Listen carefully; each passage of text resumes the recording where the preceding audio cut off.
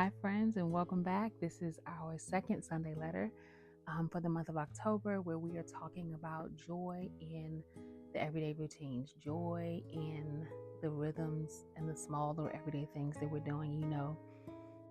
Last week we were talking about noticing and naming. And in the second one, we're always talking about practicing in real time. What does it look like to actually do this thing, right?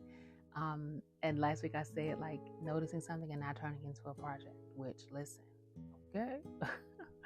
But in practicing, you know, always I'm thinking about like, um, what does practicing look like for each of us individually? Because it doesn't have to look like the same thing, and it doesn't have to turn into something arduous, or a heavy lift. So that's just my little reminder about that.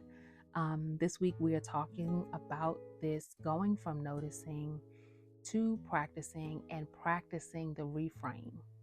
So crucial, so important. I remember years ago when our fellas were little, and I was trying to. At the time, I was a single mom. I had gone through a divorce, and I was just trying to, also undiagnosed neurodivergent, and I was just trying to figure out how to put one foot in front of the other out here, how to make it.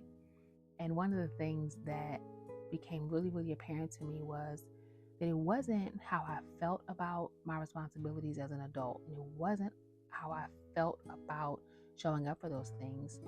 It was this other voice on the inside that was saying something very different from how I felt. I felt like I love this. I want to do it. You know, not I want to do the dishes clearly, but I want to live in a space that I feel good in, even as a mom with young kids. But I had this other voice on the inside that was saying, you can't do it. This doesn't work. You're wrong. Look at how you can't, blah, blah, blah. And I was just like, hold on. I need a different script here. And that is where this idea of reframing came from for me. And I know that for many of us, like we learned something like that. We learned to treat domestic work as penance, the proof that, we're caught up or we're good enough. And I just really want to speak back to that thought. What if care tasks are not punishment? What if I'm not having to pay back for being wrong, for living, for just existing, right? What if this really is just preparation for comfort, for me to be comfortable, the kids, whoever I live with, for all of us to just be comfortable? What if that's what this is? So when we're cleaning, right, when we're tidying, when we're addressing our space, that we're doing that just for our peace and the peace of those who also exist in that space. That when we cook, that we are just creating warmth and creating something nourishing. It doesn't have to be, the fastest meal on the planet. It doesn't have to be the slowest meal on the planet. It doesn't have to be the fanciest.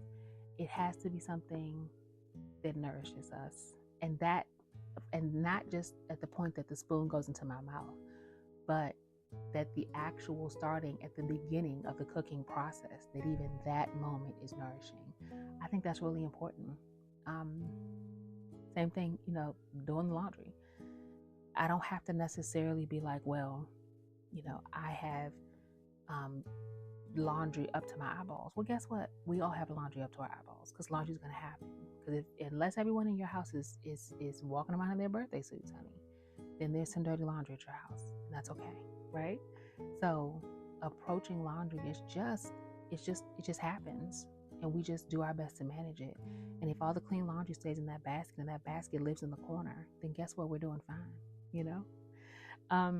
So yeah, that's what this week is about. It's about practicing our gentle reframes. And if there's anything that I could hand you with all of my heart, it would be permission to reframe the foolishness and nonsense into something that empowers and that soothes and comforts and creates safety for us, So that each task would eventually become a task that serves those who we are doing the task for and serves us as we're doing it. And that we could teach that to others, that when they are doing these tasks, they are doing it in a way to serve us and in a way that also serves them. Yeah. So our affirmation for this week is I can meet daily life with gentleness instead of with a background running tape of judgment. That the soundtrack of my life is not judgment when it comes to these domestic tasks, these daily life tasks. So I hope that's helpful to you. The journal is available. I hope that it is useful to you. Thank you to everyone who's given me feedback on it. I love that it's helping you. I really, really, really, really do. I cannot say that enough. I really can't say it enough. So thank you. Also, thank you to everyone who has bought a journal and told me to gift it to people who are saying they want to have a journal, but it's just not financially feasible for them right now. That is part of this community. And I love that. So thank you so much. Thank you. Okay, guys. Again, I'm on the other side of this email.